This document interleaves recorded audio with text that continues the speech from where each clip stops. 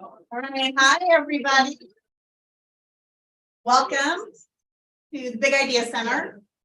Happy Global Entrepreneurship Week and exciting, and most importantly, welcome to the Kuzneski Innovation Cup Finalist Showcase and Award Ceremony. We're really excited to have you in the room with us. Most of you are our finalist team, so it's great to have you here. And for those who are watching this live stream, we're really excited for you to be here as well.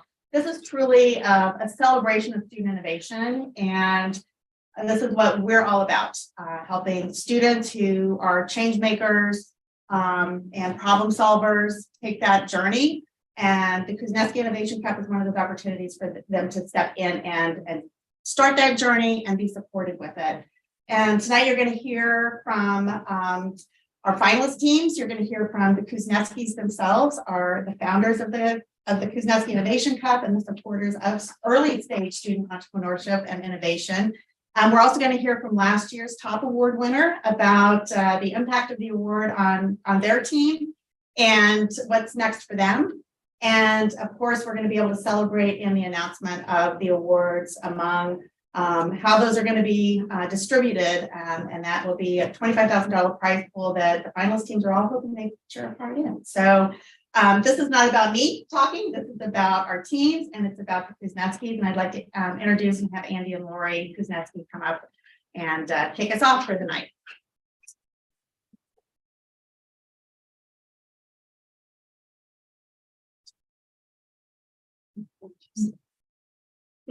I just follow her lead. I don't know what we're doing. Like Catherine and Tennille, you want to stand there? So, No, we don't have to do that. oh, give me a microphone. Good evening. We wanted to say thank you all for being here tonight and for being a part of the Kuzneski Innovation Cup. The Kuzneski family has a long tradition with Pitt. Andy's dad played football at Pitt on a scholarship and felt that he owed all of his success in life to the opportunity to go to the University of Pittsburgh. And in his family in Indiana, PA, where we live, Pitt, everyone knows they're the Pitt family that, and so Penn State families, there's big rivalries. And even our two daughters go to Pitt. Andy and I, neither of us went to Pitt, but our daughters did. And our son said to his guidance counselor, well, I think I'm going to apply to Penn State. And she called me and she's like, I cannot in my tenure as a guidance counselor have a Kuzneski go to Penn State. And I said, won't happen, I promise. So, and we planned our wedding around the Pitt football schedules. So just, that's how hardcore this family is. But while they always supported athletics at the university, and Andy's mom, who is 80 years old, still goes to all the basketball games and all the football games, and is depressed if they lose. But so they've always supported athletics, and we wanted to support the university, but athletics aren't our things. So when we were talking about what we're passionate about, it's innovation, entrepreneurship, and philanthropy. And so the Kuzneski Innovation Cup is sort of a combination of those three things that we're passionate about. And so we're very excited to have had so many teams come out this year. And we looked at a lot of applications and ideas, and it boiled down to you guys tonight. And so we're just really excited to be here and want to say thank you all for the hard work that you've put in. I always look back when I was in college and thought I really had my act together. And then I see you guys and think, wow, I did not. So thank you for all of the effort that you put into preparing for this, getting dressed up for this, and everything. I mean, Andy didn't even do that tonight. So I think this is appropriate. This is better than my norm. Yeah, so that's his, BC look. So, but no, so thank you all. And Rhonda, I guess I'm turning it back over to you. Is it Andy has something to say. I usually just say whatever she said. For yes, dear. Yes, that was good. Yes. I will just say what you said, that I see a lot of pitches from experienced entrepreneur. I mean, you do too all the time, right? And at other schools, I mean, you guys were really, really good. I mean, better than some people doing this for a living, to be honest. Rich, would you agree? I mean, you saw all of these, and I'm sorry, Rich, to pull you in, you know, Rich but since you're back there. Rich Lunak in the back of the room here was one of our judges. So remember him? Not only how great the pitches and business ideas, how well they were thought through, but really the poise and confidence that you guys exuded were made me think like Lori, wow, you're really like that for being so new. Yes. Yeah, and there's no way I could have pulled that off when I was your age. Or Even at this 10 age. years. All right, on that note, so that's why I let her talk, because All right. Well, good luck. Thank you. Thank you. And, we do want to thank the Kuzneskis. I'll thank them again and again because they really have been instrumental in helping to support student innovation and entrepreneurship. The Kuzneski Innovation Cup has been around for 7 years. It was in a different department within the University of Pittsburgh. And last year, it became a part of the Big Ideas Center programming, really because Andy and Lori really truly are interested in supporting student innovators and entrepreneurs and wanted to help support those early ideas. We have a big competition in the spring, our Randall Family Big Idea Competition, that really, has evolved to be something that more mature ideas, are really competing against each other. You guys will all be ready for that come spring, I have no doubt. But what we really realize is there needs to be a way for those early ideas to be supported, both in terms of awards, but the mentorship, the opportunities to be connected to, incredible people like our judges, Rich Lunak and Mike Matisik, who, are in this world here in Pittsburgh. And, as Andy and Lori, mentioned, they see pitches all the time. And so you being in front of folks like that is a really important opportunity, not only because it's a great experience, but you get great feedback. But they also get to see what's happening within the university and from our students, which I'll echo everything that they said, and that we're constantly amazed and so proud of Pitt and the Pitt students. And we're just really thrilled to have all of you here. Our finalist teams, we have some of our semifinalist teams. You all went through, a series of efforts that you had to go through, from applying, doing a video, going through a boot camp, presenting in front of Andy, Lori, and our judges. And now you're here tonight. So we're excited to have you here. But before we have the teams present, so each of the teams will give about a 3-minute elevator pitch, just so everybody will know who they are and what they're doing, because it is phenomenal. But we wanted to bring back one of our Kuzneski Innovation Cup finalists from last year, our team Flow Solutions, led by Becca Siegel. Becca presented last year in the Kuzneski Innovation Cup and was the top awardee. So we wanted to have Becca come back and kind of share what that experience was like for her, the impact, and kind of, again, what's next for and by the way, they went on and did amazing things last year, right? Swept all the competitions. So it's possible to start fresh and early and really, progress pretty quickly over the next few months to succeed in Randall as well. So Becca, do you want to come up? And Priscilla, I don't know if you're coming up too. Right. Hi.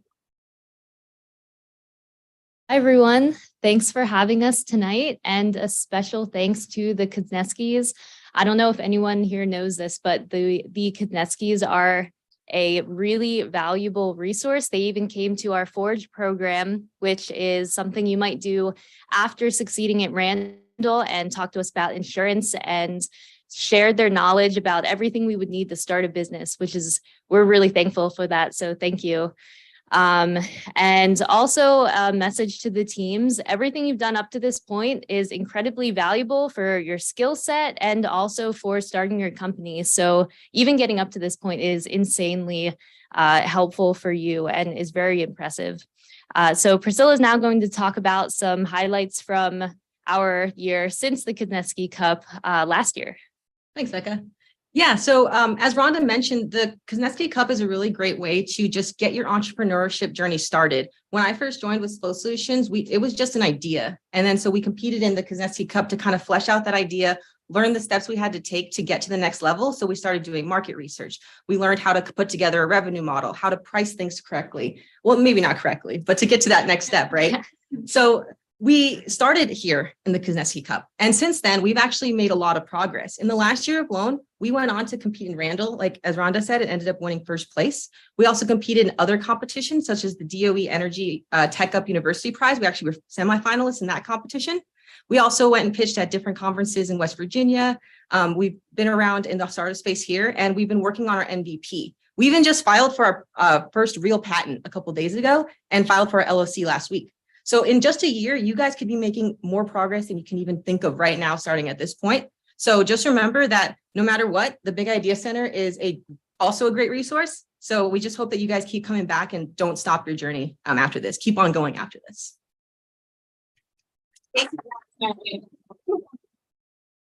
Couldn't have suggested that better myself. Thank you, guys. It is truly remarkable to see the progress that happens when you have the opportunity to step in and start early on your idea and really working on it. So to get to the heart of the matter tonight, we want to have each of our finalist teams come up, give us a quick kind of 3-minute elevator pitch. When they were presenting in front of the judges, they did about a 5 to 7 minute presentation and then had a lot of Q&A. Tonight, they're gonna give us a 3-minute presentation, and we'll give Andy, Lori, and Rick back there the opportunity to ask one question of the team if you decide you want to do that. They've been warned that that may happen, but we'll be kind of going through these pretty quickly. So we're going to do this in alphabetical order to make it easy. So we're going to have Cyberpunk Reality start first. So come on up, guys.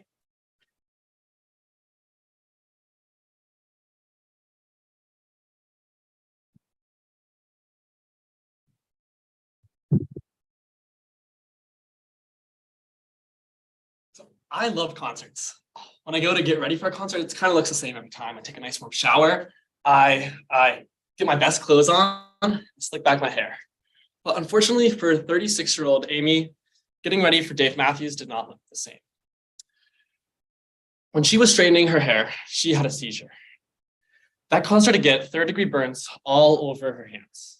For people with epilepsy, there can be a $10,000 to $40,000 a year cost in unexpected medical bills.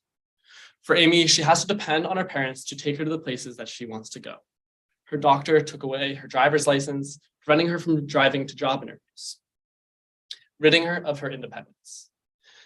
As grad and undergrad students at Pitt and CMU, we want to take the research being done in our labs and convert it into something useful for the 65 million patients with epilepsy worldwide. For patients like Amy.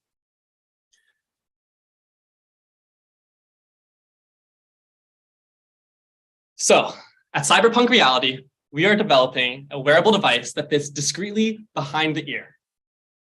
It'll be using brainwave monitoring to predict epileptic seizures before they happen. When it sees a seizure is incoming, it'll send a notification to the user, their family, and doctors. Currently, there's no device on the market that is comfortable, that is discreet, and that can predict seizures with high enough accuracy. Further, there's nothing on the market that can be removed and replaced with ease, making all-day wear impossible. We envision our product helping 150,000 newly diagnosed and 550,000 refractory patients in the US. Our strategy looks like this. We conducted research to settle on a form factor, and we look to submit a 510K submission for our Class 2 device to the FDA and file for patents by Christmas.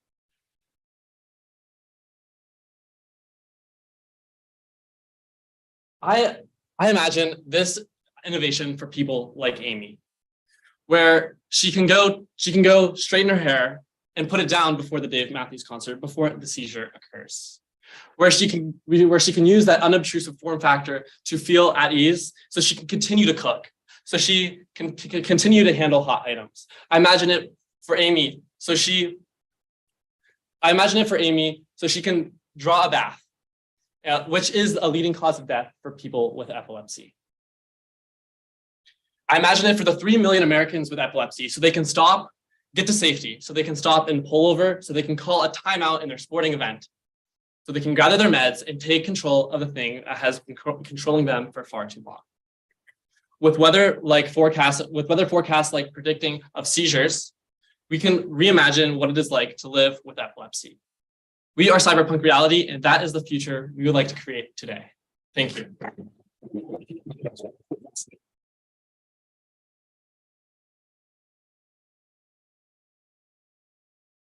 You gonna sing a question, Adam? So, what is like the biggest thing that you have learned going through this process so far to date? Because I know you went from baseball hat to this nifty little wearable that we're seeing for the first time tonight. So, what other things have you learned? Yeah, right. So I guess the biggest lesson was that no matter how cool the tech, doesn't matter if people don't want to buy it, which is like the main thing we learned from our like research, interviewing patients at like the Epilepsy Association, and really understanding like what it is to live with seizures, like what's their biggest issue, how do they solve it right now, and how much would they pay for a solution. We initially thought like a baseball cap. That was like an assumption coming in, but talking to more women who had seizures, they wouldn't really want to wear it. They don't like putting stuff over their hair. So we thought that this is like the best compromise. And when we asked more patients, they said that, yeah, we would use like something that looks more like an earpiece. So just listening to what they thought was like, basically what they preferred as a form factor was just the way like we decided our direction should be.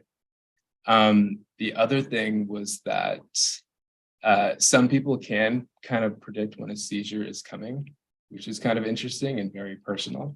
And so we thought that in future iterations of this device, in addition to having EEG sensors, you could have multimodal sensors that incorporate different data, like other than EEG, such as like skin conductance, or even like the humidity or pressure of the air outside, that could go into your huge regressor equation that predicts when a seizure occurs. So just beyond looking at EEG signals, making it more powerful and personalized. So yeah, speaking to them was really helping us like refine towards a more specific model that seems like something we could potentially sell in the future. Before you guys leave, can you introduce each of yourselves? Tell us who you are. Oh yeah, my name is Arjun Singh Punyani. I'm a grad student here at Pitt. My name is Quentin Romero-Laro. I'm an undergraduate studying computer science here at Pitt. I'm Wendy Ann. I'm a first-year master at Carnegie Mellon University. Very happy to be here in Pitt. Awesome. Thank you, guys. Thank you. Good job. Right. You know who you are in alphabetical order. evoLinquisitio. I think I got that right, but they'll correct me if I'm wrong. Again, introduce yourself and who you are, your names, and Hi, everyone. My name is Xian Wang. I'm a PhD student at Pitt. And I'm Sabit. I'm also a PhD student at Pitt. You can start. Good evening, and I'm here today with my friend Jan to tell you about our product Kristen, a collaborative research network that can make research life more efficient in an AI-assisted workspace. As PhD students, we are both researchers. On a typical Tuesday, you'll find us banging our heads on the wall because we have to send a paper draft to our advisor. Yesterday, we didn't. And we have a grant proposal due tomorrow. It's a hard knock life. And writing and revising these papers and drafts, it takes away a tremendous amount of time. And we are not the only ones facing this problem. Senior researchers and faculty, they already have a packed schedule, and they still have to spend many hours fixing these grants and papers. And things get even harder when you're not working with the right collaborators. The number of people experiencing this problem is rising every year. More than 900,000 graduate students are awarded their degree just in the US. 7.8 million researchers are publishing close to 2 million papers every year globally.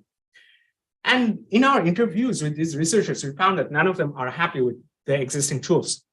Our solution to this problem is Kristen. We combine two key features on one platform: networking and AI-assisted writing.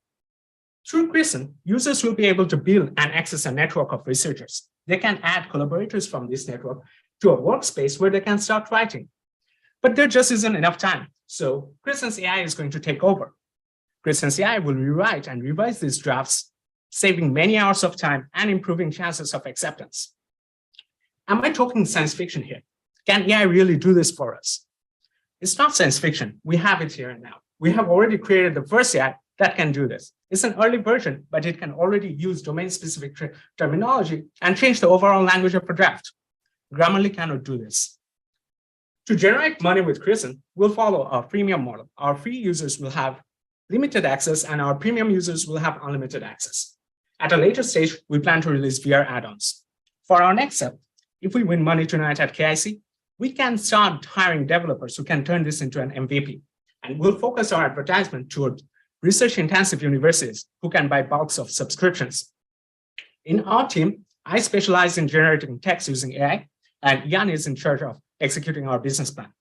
We have a strong consultant support, including senior researchers and faculty. So we are in a very good position to bring Kristen to life. We thank you for your time, and we look forward to telling you more about Kristen in the future.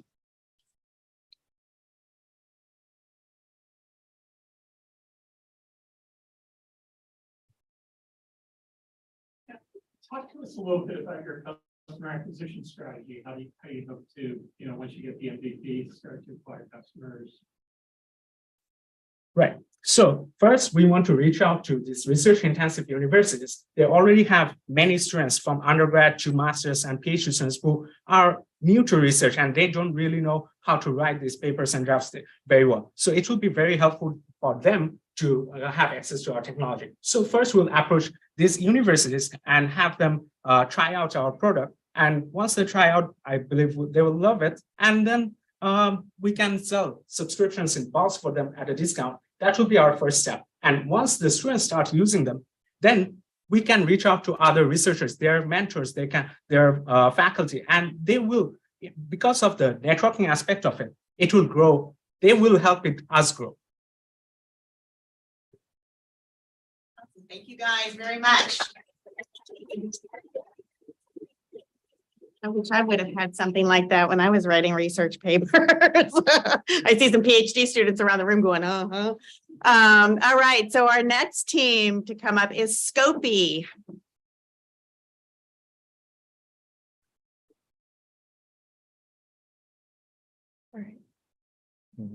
Great. Hi, everyone. My name is Catherine, and this is Rohit, and we're both two pre-medical undergraduates here at University of Pittsburgh. We're working with a team of neurosurgeons here at UPMC to find a way to improve the efficiency of endonasal surgeries. So to provide a simpler analogy, in times of COVID, if you wear glasses, you know that when you take one breath into your mask, your glasses get foggy. You have to take them off your face, wipe them down, put them back on. And this happens so many times throughout the day. Although it's a small menial task, it becomes very tedious. This is very similar to an experience that ENT and neurosurgeons face with endonasal scopes. Basically, during surgical procedures, they can get blocked by blood, mucus, bone dust, and a variety of other debris, which requires the surgeon to remove the endoscope, manually clean it, and reinsert it during procedures. Although this seems like a small menial task that they may have to do, it happens so many times that it can waste up to 40 minutes per procedure. And when each minute in the OR can cost up to $100, you're looking at a very heavy price tag, especially when there are 400,000 cases per year. This all added up together amounts to nearly $1.6 billion of lost revenue every year. Our solution is ScOAP-E, a self-cleaning attachment we designed that connects to the distal part of the endoscope, so where the camera is, and it provides on-demand clearing of the lens through suction and irrigation. Now, ScOAP-E is a super small attachment. It can fit almost any endoscope. It's it's single use, and it'll be sterilized before packaging. So what are the benefits of ScOAP-E? ScOAP-E directly improves upon what's currently wrong with the standard of care in that it saves money, saves time, improves surgical efficiency, and these all amount to better patient outcomes, which is what we're most concerned about. So who would be buying it? Well, the people that would most directly be benefiting from this product would be the surgeons themselves, since they no longer have to pull out the endoscope, clean it, and put it back in. And they have better patient outcomes, which is, of course, what they want. But the people really buying it would be the hospital administrators, since they're the ones funding the surgeries and they have a vested interest in better patient outcomes and saving money, but also saving time, because maybe they'll be able to fit in an extra operation with the saved time and increase their profits. And again, as two pre-medical undergraduate students who hope to be surgeons one day, maybe even neurosurgeons, we firmly believe in bettering the lives of patients of today and the future.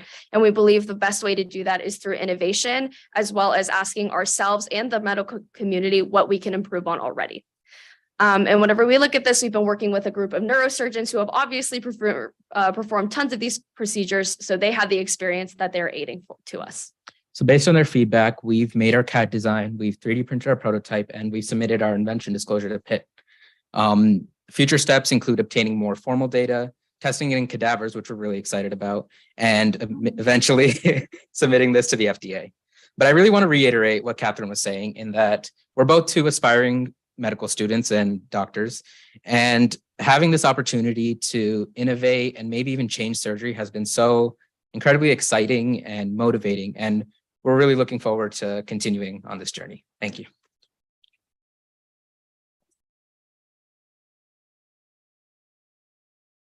So sometimes it can be really difficult to get hospitals and surgeons to change the way they do things for all kinds of reasons. Yeah. Can you guys talk about what some of those headwinds might be for you? Why you think people will actually, adopt this versus not, just sticking with the way they've done it forever?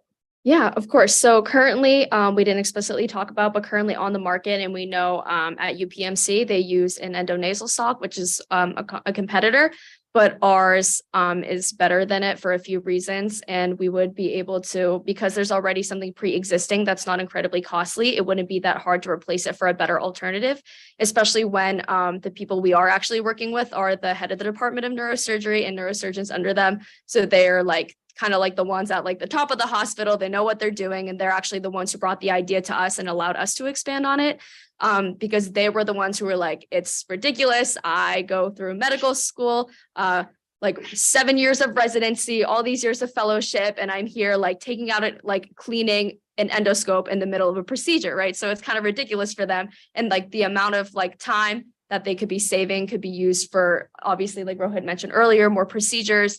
And again, because we're working with the head of the department, they also have connections to the greater hospital, and they have a lot of say in what kind of goes. And just looking past Pitt and the local community, because Pitt and UPMC is such a big major hospital, they have a lot of connections to other major hospitals. And if Pitt shows good results in the usage of this of ScOAP-E, then I think that other hospitals would follow suit and try to improve their innovation on their end as well. Yeah, thank you.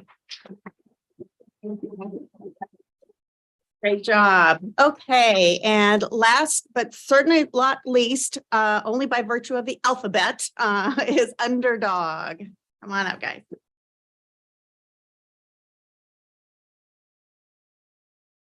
I picked a name that was earlier in the alphabet.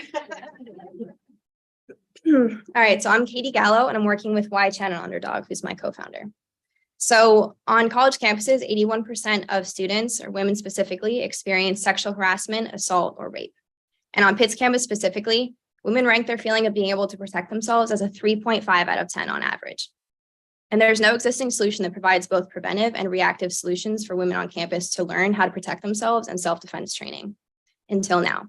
Underdog is a university subscription package providing psychological and physical self-defense for college-age women.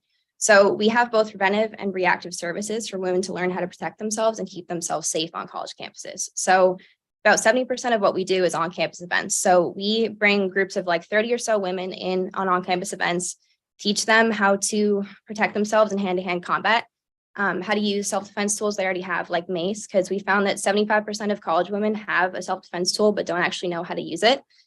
And then we also teach psychological self-defense, as I mentioned. So that ranges anywhere from what healthy relationship boundaries look like and how to create them, and then what emotional abuse is and how to stay away from it, so that we're creating a well-rounded community of college women who know how to protect themselves and everyone around them. We also have the online platform, and that has a bunch of modules where women can learn and brush up on what they've learned in the events in person. So that's accessible at any time of day. So women can go back to that and keep refreshing what they've learned, so that when they need it most in a moment of danger, they can just whip out that punch and knock a man out. So in terms of it, is there a market for this, or does this just seem like something that's great in a fantasy dreamland where we keep all women safe? So the market size for spending on student safety currently is $1.6 billion, and that has increased 66% in the last 2 years. There's definitely a lot of room for us to grow here. And we're working with Pitt specifically right now. Pitt is our breakthrough school and breakthrough market along with other Pitt universities. And we have a 15-week class plan in the spring with Pitt through the campus rec office. We're working on building out the curriculum specifically right now. That is our first step to integrating with Pitt, which would be our first school. And then beyond that point, they'd be adopting permanently with us.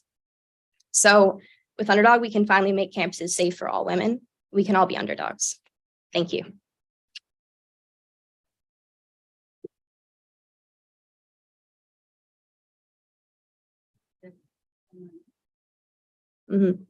So I have been informed that there are free legal services to the Big Idea Center, another great resource that's available. So I think what we want to do is put that money into other events. So it's great that we have a 15-week class that we're planning with Pitt, but I think beyond that, we want to be moving to other college campuses too, and hosting more social media friendly and young friendly events that are attractive to young women. And they might be a little bit more expensive, not as free, so that we're attracting women and showing them our value. So I want to be spending them and investing that in our early stage events so that we can grow on social media and in person.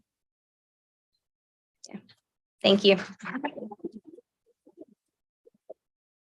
Right now, for the moment you've been waiting for, I'm going to bring Andy and Lori back up to announce how they plan to share in the $25,000 prize pool that is the Kuzneski Innovation Cup Award. So.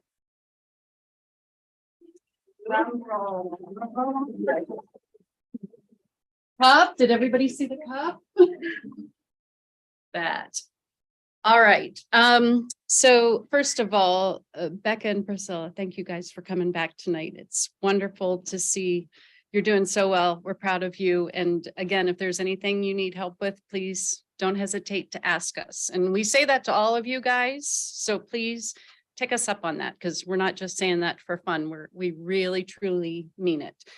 And we will tell you that there are a bunch of former Kuzneski Innovation Cup winners who have gone on to start companies with the business that they started through this program. Some of them are clients of ours. Some of them we have invested in since then. So we've seen great things come out of the Kuzneski Innovation Cup, and this class is no different. So a lot of times people will say to us, why do you guys invest in startup companies, or why do angels, how do they pick what to invest in? And one, it's because we're crazy. And two, it's the reason, or the way people pick is different based on every person. So sometimes it might be, this is an area that I know a lot about. I can roll up my sleeves, I can help. Sometimes it is maybe an industry that they're very interested in. It's a hot market. It's, sexy, it's robotics or whatever it is. And it's like really cool. And so they want to be a part of that. For us, it's a mixture of things. It's sort of like how we buy artwork. When we see something, we're like, oh, that's really neat. We don't know where it's going to go, but we want it. And sometimes it's the same thing when we see a company. It's like, oh, that is really cool. We want to learn more about this. We want to be a part of it. Sometimes we're betting on the entrepreneur. So we might meet somebody that's just a rock star and you'd invest in whatever they were doing.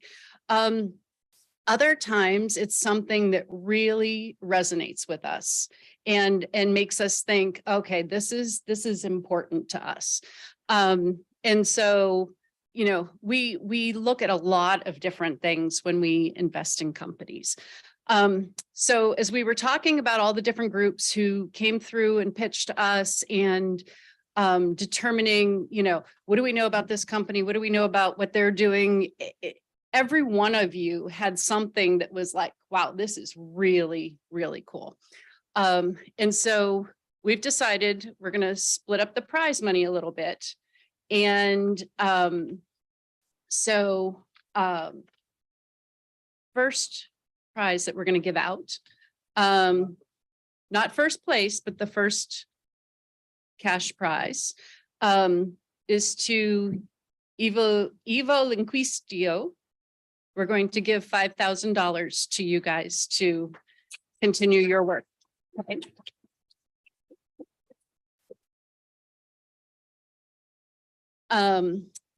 Next, ScOAP-E, you guys.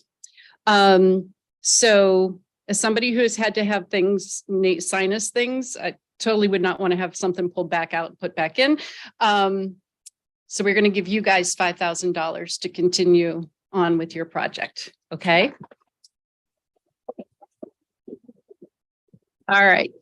And so when I talked about, what really moves us or is something that we're passionate about, being a young woman on a college campus at one point in time in my life, and the only time I ever used my mace was on the guy that said, "Hey, I'll walk you home." So I understand what that's like. And also having two daughters that go to college and a son who goes to college, that is always something that we worry about as parents, and would love for women to not have to worry about walking down the street. So that being said, Underdog, we are going to give you $7,500 to continue your work. And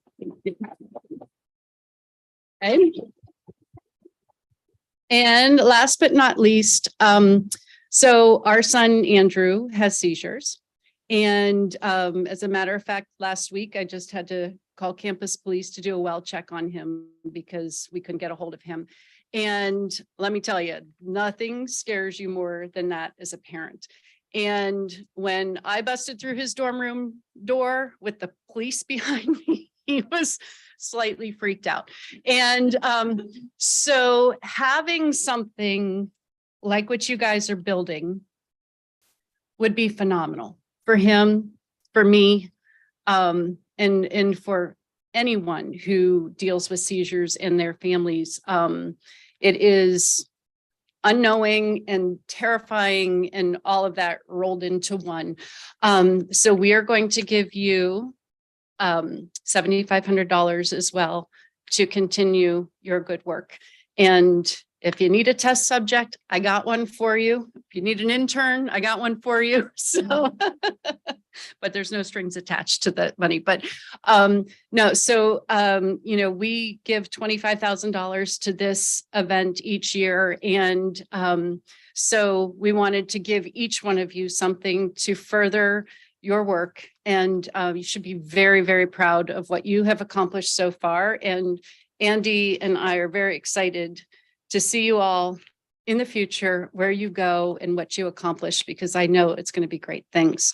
So thank you all very, very much. And thank you, Rhonda. And thank you so much for everything the Big Idea Center has done for us and for this event. It has truly gets better every single year. And I can't believe it's been 7 years.